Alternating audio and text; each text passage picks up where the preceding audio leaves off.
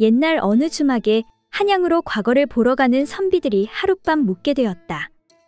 다음날 아침상을 봤는데 전날과 다르게 세워라 내워라 밥상이 나와도 밥을 뜨지 않는 게 아닌가. 이에 주모 과부 춘자가 말을 꺼는데 아니, 왜 그러십니까요? 두 분 다 아침부터 힘없이 그렇게 멍하니 계신지요? 다른 손님들은 모두 아침을 맛있게 먹고 있는데 두 선비가 도무지 밥을 먹지 않자 춘자가 다시 묻는데 선비님들, 오늘은 과거 보러 가는 선비님들이 많아 반찬도 더 신경 썼는데 무엇이 그렇게 못마땅한지 쇳내에게 좀 알려주시겠습니까? 아, 그러니까 그게 말이지. 그러지 말고 편하게 말씀해 주시지요. 사실은 우리 둘 다 간밤에 꿈을 꾸었는데 무슨 사연이 있는 내용 같아서 고민이 되어 그러는 것이오. 무슨 꿈을 꾸셨길래 그러시는지요? 나는 간밤 꿈에 입이 뚝 떨어져 나가는 꿈을 꾸었소. 사람이 입이 떨어져 나가면 밥을 못 먹어서 결국 죽게 된다는 거 아니겠소? 과거 보러 가는 중에 이런 흉몽을 꿨는데 이제 시험을 본들 무슨 소용이 있겠소? 이 말을 들은 주모 춘자는 잠시 생각하다 말하는데 선비님 성씨는 무엇입니까? 내 성은 길알길 자울시다. 그러자 잠시 후 주모가 무릎을 탁 치고 말하기를 아이고, 선비님 일이 잘 됐습니다. 일이 잘 되다니 그게 무슨 말이오? 길알길 자에서 입 구자가 떨어져 나가면 남은 글자는 선비 사자밖에 더 있습니까? 그러니 이번 과거에 진사 벼슬 하나는 분명하오니 어서 기운 차리시고 아침밥을 드시고 올라가시지요. 그러자 옆에 있던 다른 선비가 주모, 그러면 내 꿈도 좀 해석해 주시오. 나는 밤새 비단에 둘러싸인 꿈을 꾸었는데 이건 무슨 뜻이오? 선비님 성씨는 무엇입니까? 나는 김가울시다. 주모는 다시 한번 무릎을 탁 치며 쇠금자에다 비단 백자를 붙이면 금자, 그러니까 고향으로 금이환양한다는 뜻으로 분명 과거에 합격하여 벼슬을 얻는 좋은 꿈이옵니다. 주모의 말을 듣고 보니 일리가 있소. 이에 두 선비는 가벼운 마음으로 아침밥을 먹고 한양으로 향한다. 그러자 주막에서 같이 일하던 금자가 이보게, 자네 아주 용하네. 언제부터 꿈 해석을 할 수 있었소? 아주 신내림 받아야 되는 거 아니야? 이에 주모 춘자가 아, 몰라. 그냥 막 개소리 질렀지. 빨리 먹고 자리 빼줘야 다음 손님 받는데 멍하니 시간만 때우니까 속 터지더라고. 결국 두 선비는 모두 과거에 떨어지고 한 선비는 벼슬을 얻지 못한 채 그냥 선비로 살았고 다른 선비는 비단장수가 되었다고 한다.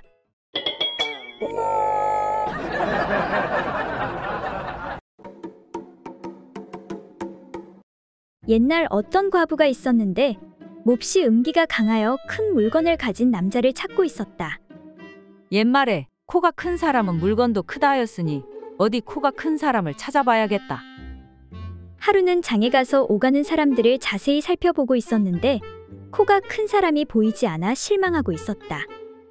저녁 무렵이 되어 갈 때 어떤 한 사람이 지나가는데 행색은 초라하였으나 그의 코를 보니 보통 사람의 코보다 몇 배나 되어 보였다. 드디어 찾았네. 찾았어.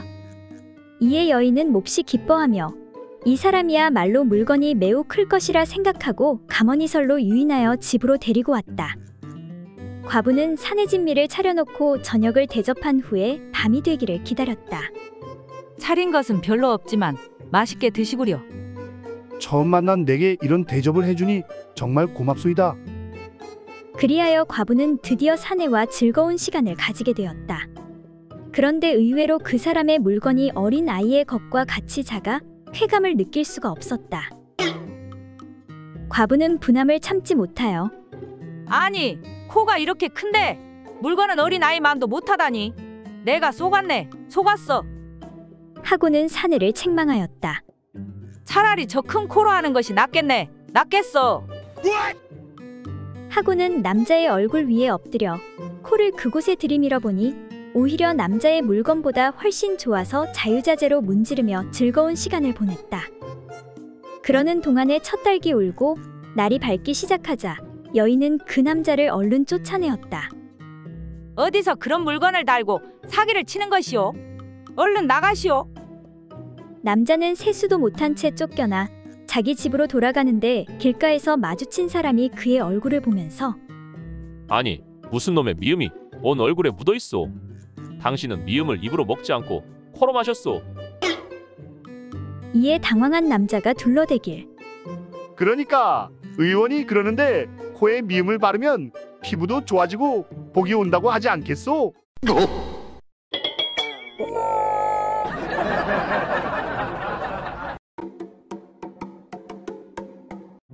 옛날 어느 마을에 덕추리와 춘심이는 혼이 난 지 얼마 안 된 신혼부부로 깨가 쏟아지는 하루하루를 보내고 있었다. 서방님, 제가 문제 하나 낼 테니 맞춰봐요. 해보시게. 나의 귀여운 꽃사슴. 여인네들은 장군님을 좋아할까요? 아니면 문지기를 좋아할까요? 그야 당연히 장군님 아니겠소. 땡, 틀렸어요. 정답은 문지기지요. 아니, 왜 그렇소? 하루 종일 서 있으니까. 어라, 그렇단 말이지. 그럼 나도 문제 하나 내겠소. 신혼부부들이 제일 좋아하는 곤충이 뭔지 아시오? 나비 아니면 하루살이, 뭐지? 바로 잠자리요. 아잉, 몰라. 이리 오시게, 나의 꽃사슴. 오늘은 내가 문지기가 되겠소. 그렇게 달려드는 덕추리를 흥분한 춘심이가 살짝 밀친다는 게 그만. 다음날 춘심이는 신랑을 업고 의원을 찾아갔는데 우리 서방님 상태가 어떻소? 다행히 생명에는 지장이 없긴 한데 그게 말이지. 왜 그러시오? 자세히 좀 말해보시오. 넘어지면서 허리를 크게 다쳐 아래쪽이 마비되었소. 즉 배꼽 밑으로는 쓰기 힘들게 되었소이다. 아이고, 그럼 이제 나는 어떡하오? 꾸준히 치료받고 운동하면 차차 나아질게요. 나를 믿으시게. 고맙소. 그래도 천만 다행이구려. 어차피 우리 서방은 몸이 약해. 힘쓰는 일은 내가 다 하니 상관없소. 마비가 됐는데 천만 다행이라는 춘심이의 태도에 의원은 감탄했다. 그래, 그렇게 긍정적으로 생각하면 좋소. 아직 신혼인데 내 어떻게든 최선을 다해 꼭 아랫돌이라도 다시 움직이게 할 테니 염려 마시오. 하니 춘심이가 대답하길 아랫돌이 못 움직여도 괜찮소. 아니, 그게 무슨 말이오? 우리 서방이 몸이 약해서 원래부터 아랫돌이는 잘 쓰지도 못했소. 그래도 다행히 손은 움직이잖소. 아니, 그건 또 무슨 소리오? 이에 춘심이가 쑥스러워하며 우리 서방 손가락 좀 잘 살펴보시오. 그렇게 남편의 굵고 긴 손가락 덕분에 춘심이는 행복한 신혼생활을 보낼 수 있었다고 한다.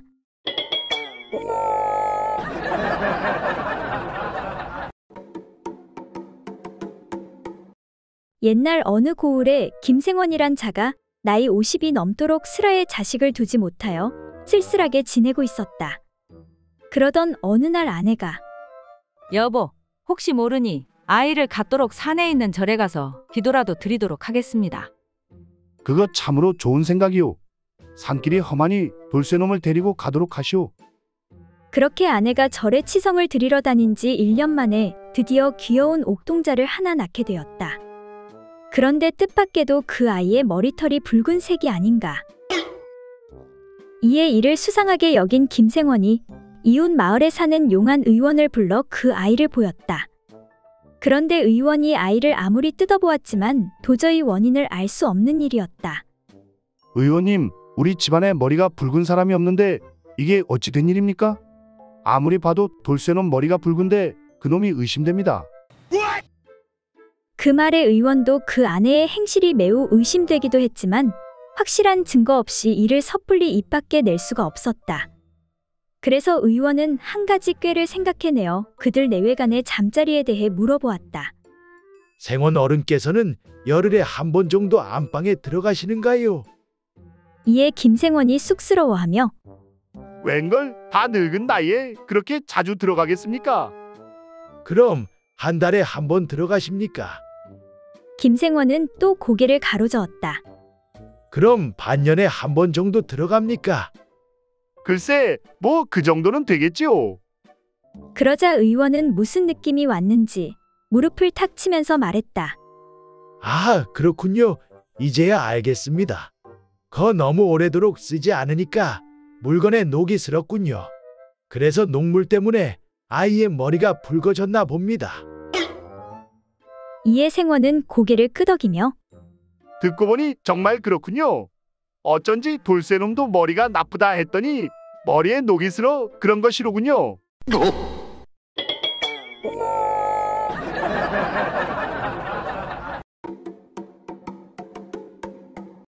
옛날 어느 마을에 사는 선비 김팔봉은 여색을 너무 밝혀 부인 외에 많은 첩을 두었다. 그런데 김팔봉은 부인과 첩을 두고도 밤마다 기방에 드나들며 기생들과 놀아났다. 이에 질투가 심한 부인 춘자는 고민이 이만저만이 아니었다.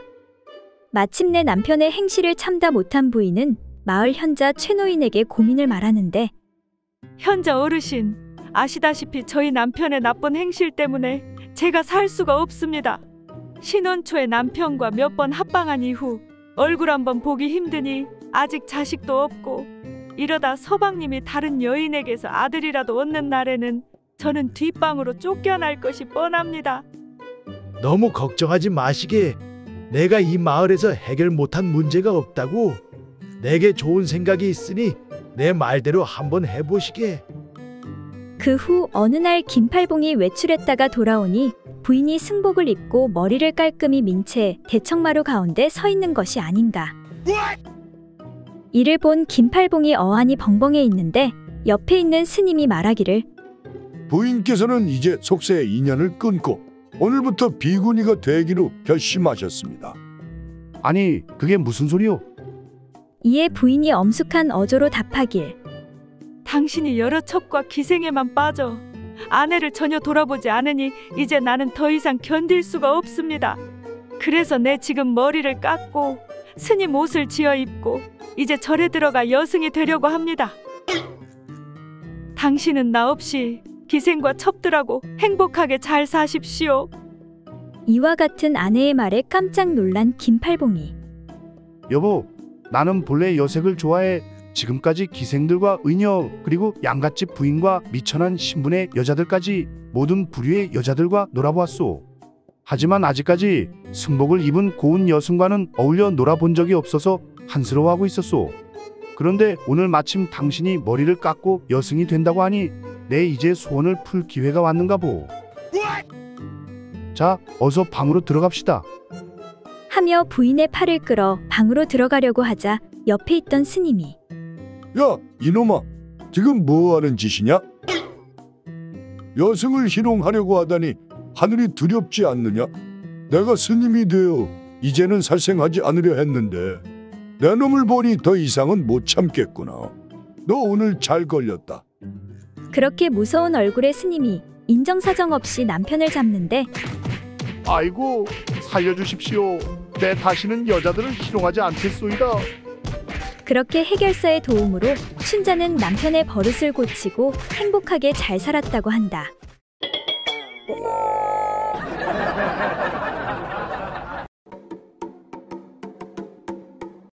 옛날 어느 집에서 7살 먹은 어린 처녀를 맏며느리로 맞아들였다.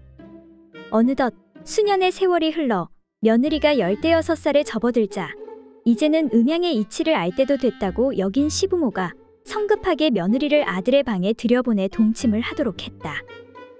장성한 아들 역시 어린 처가 혹시 음양의 이치를 아는가 싶어서 자신의 거시기를 처의 손에다 쥐어줘 보았다. 이젠 나이도 들 만큼 들었으니 본능적으로라도 알아차릴 것이야. 며느리는 뭔지는 잘 모르지만 부드럽고 촉감이 좋은 것을 만지니 기분이 이상해져 남편의 물건을 계속 조물락거렸다. 그런데 그것이 금세 부풀어 올라 손바닥 안이 가득해져 꼭 터질 것만 같았다. 이에 덜컥 겁이 난 며느리가 얼른 잡았던 남편의 거시기를 놓고는 시부모의 방문 앞으로 달려가, 아버님, 어머님, 큰일이 났어요. 이에 방 안에서 시어머니가 말하길, 왜 그러느냐? 무슨 일이 생긴 것이냐? 서방님이 저에게 가죽 방망이를 손에 쥐어주어서 조물락조물락 하였더니 자꾸 커져가지고 밤새도록 놔두면 한 방에 가득 넘칠 것 같아요. 어린 며느리의 이 말에 시어머니는 장탄식을 하며, 모르는 것은 손에 쥐어져도 모른다더니 내가 바로 그 짝이로구나. 염려하지 말고 다시 가서 서방이 시키는 대로 계속하거라. 그리고 잠시 후 며느리가 다시 와서 황급히 부르는데 아버님, 어머님, 또 큰일이 났어요. 그래, 이번에는 또 무슨 일이냐? 어머님 말대로 가죽 방망이를 계속 조물락하였더니 갑자기 눈물을 흘리면서 껐덕껐덕 인사를 해요.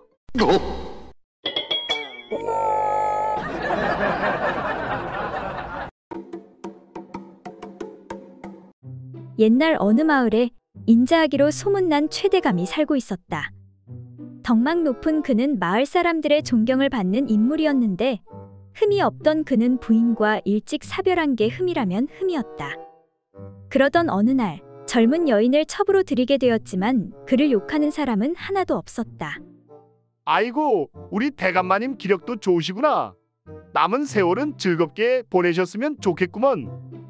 그러다 얼마 안가 대감의 첩이 태기가 왔고 집안은 경사가 났다. 이에 의원이 들러 부인과 대감을 차례대로 진맥하고 의아해하며 말을 꺼내는데 저 아무래도 이상합니다, 대감마님. 뭐가 말인가?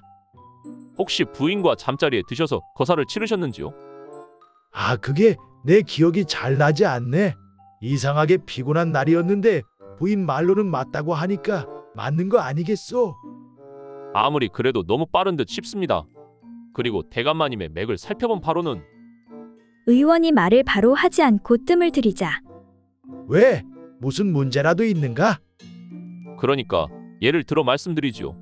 산을 넘어갈 일이 있어 산을 넘는 도중에 말입니다. 호랑이를 만나게 됩니다. 그런데 가진 거라고는 나무 지팡이 한 자루밖에 없는 겁니다. 그래서 지팡이로 호랑이를 가리키자 호랑이가 화살에 맞아 쓰러지고 말았습니다. 이게 어떻게 된 상황이겠습니까, 대감마님? 그야 뭐 다른 사냥꾼이 쐈겠지. 제 말이 그 말입니다. 아마 다른 사냥꾼이 쐈을 것입니다. 진맥해보니 대감마님은 이미 씨가 말랐습니다. 다시 말해 아이를 가질 수가 없다는 말입니다. 이에 화가 난 최대감이 노발대발하며 야, 거기 밖에 아무도 없느냐? 예, 대감마님. 모두 연장 챙기거라. 지금 당장 사냥꾼 박씨 집으로 쳐들어간다.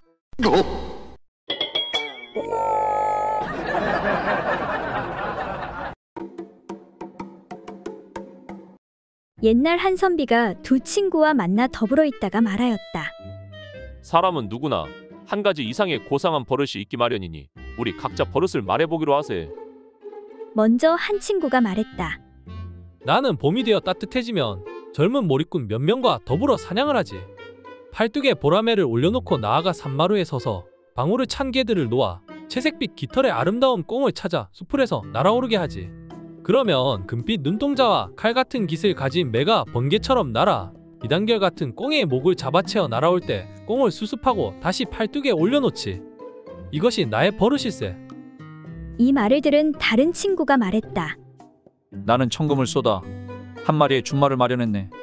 그 말은 용과 같은 몸과 봉황의 가슴에 안개 바람 같은 갈기를 휘날리며 귀는 마치 깎아놓은 대쪽 같고 눈은 샛별 같지. 거기에 옥 안장으로 단장한 뒤에 손에는 산으로 만든 채찍을 들고 번화한 거리를 치달리지. 이것이 바로 나의 버릇일세. 두 친구의 말을 들은 선비가 이윽고 말했다. 나에게도 한 가지 버릇이 있는데 자네들이 가진 버릇과는 조금 다르다네. 이에 친구가 물었다. 그래, 그게 무슨 버릇인가? 나에게는 어리석은 종이 하나 있는데 그의 아내가 무척 아름답다네. 진실로 진흙탕에서 피어난 연꽃 같고 두엄자리에서 피어난 흰꽃 같지. 그녀를 대하면 마음이 미혹해지고 그녀를 생각하면 정신이 몽롱해질 정도라네. 밤이 깊어 사람의 자취가 조용해진 곳에서 남몰래 그녀와 더불어 즐기니 그 즐거움이란 말로 표현할 길이 없다네. 이것이 바로 나의 버릇일세. 이때 선비의 종이 이 말을 몰래 엿듣고는 급작스럽게 앞으로 나와 아뢰었다. 선비님, 그거 참 신기합니다요. 안방마님도 똑같은 버릇이 있거든요.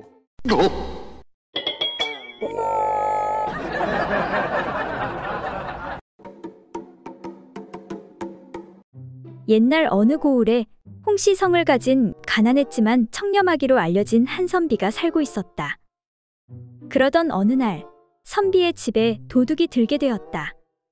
이놈의 집은 훔쳐갈 것이 하나도 없구나. 도둑은 집 안에 워낙 훔쳐갈 것이 없다 보니 솥단지라도 떼어가겠다는 마음으로 부엌으로 들어갔다. 그 시각 도둑이 들었음을 알게 된 부인은 도둑이 솥단지를 떼어가려 한다고 남편에게 알렸다. 여보, 아무래도 도둑이 든 것 같아요. 어떻게든 해봐야 되는 거 아니에요? 그러자 선비가 태연하게 말했다. 우리보다 힘든 사람이라 솥단지라도 떼어가려는 것이니 그냥 가져가도록 놔두시오. 그런데 도둑이 솥뚜껑을 열어보니 밥을 해먹은 흔적이 없었다. 아니, 도둑놈이 나보다도 가난한 사람이 있다니. 도둑은 안타까운 마음에 도리어 솥단지 속에 엽전 7냥을 넣어두고 나오게 되었다. 다음 날 솥단지가 없어지기는커녕 오히려 돈이 들어있는 것을 발견한 선비는 집 앞에다 우리 집 솥단지에 돈을 잃어버린 사람은 찾아가시오 라는 쪽지를 써 붙여놓았다. 소문을 들은 그 도둑이 어이가 없어 선비의 집으로 찾아가 말했다. 아니, 선비님, 남의 소단에 돈을 잃어버릴 그러한 사람이 있겠습니까? 하늘이 준 것인데 왜 받지 않는 것입니까? 그러자 선비가 반문하며 말하기를, 이 사람아, 내 물건이 아닌데 어찌 갖겠는가? 그 말에 도둑이 꿇어 엎드리며 아이고, 선비님, 잘못했습니다.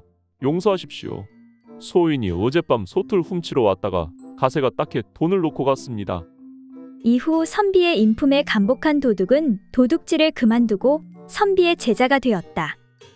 그렇게 시간이 흐른 어느 날, 서방님, 안 그래도 먹을 것이 없는데 입이 하나 더 늘어 이제는 다 굶어 죽게 생겼습니다. 허구한 날 글만 읽지 마시고 나가서 농사를 짓던지 장사라도 해주십시오. 계속되는 부인의 잔소리에 지친 선비가 마누라 등살에 도저히 못 살겠으니 내가 가서 뭐라도 좀 훔쳐오너라.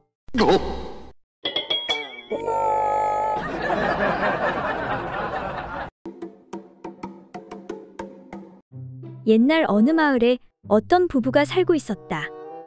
그런데 부인인 길자는 요즘 남편 때문에 스트레스가 이만저만이 아니었다. 바로 남편의 잠버릇 때문이었다. 그날 밤도 무심결에 남편이 다리 하나를 부인의 배 위에 올려놓는데, 아이고, 진짜 무거워 죽겠구만. 이 김장똥만한 장단지를 어찌 해야 될까? 제발 이것 좀 치워요. 도대체 잠버릇이 왜 그래요? 왜 자꾸 그 무거운 족발을 나한테 올리는 거예요? 거참 미안하오. 내 씨름하는 꿈을 꾸다 다리를 건다는 게 그만. 아주 숨이 턱턱 막혀 못 살겠어. 멀리 좀 떨어져서 자요. 알겠어. 정말 미안하오. 그리고 잠시 후 또 다리가 올라오는데, 아 진짜 이놈의 족발을 대패로 다 밀어버릴까 어쩔까. 다리 좀 치워 이 양반아. 잠을 잘 수가 없네. 대체 왜 이러시오? 미안하네. 그런데 거참 너무한 것 아니오. 잠결에 그럴 수도 있지. 맨날 피곤하다고 집에 오면 밥만 먹고 바로 찍 뻗어버리고, 나 외롭다고 해도 달래주지도 않고 밖에 한번 나가봐요. 강아지들도 짝짓기 하고 있어. 그러니 내가 뭐 이쁘다고 당신 잠버릇까지 받아줘야 하오. 정말 미안하네. 요즘 일이 너무 많아 피곤해 그래서이다. 그때 갑자기 남편은 이상한 생각이 드는데, 근데 말이야, 거참 이상하네. 이상하긴 뭐가 이상하다는 것이요?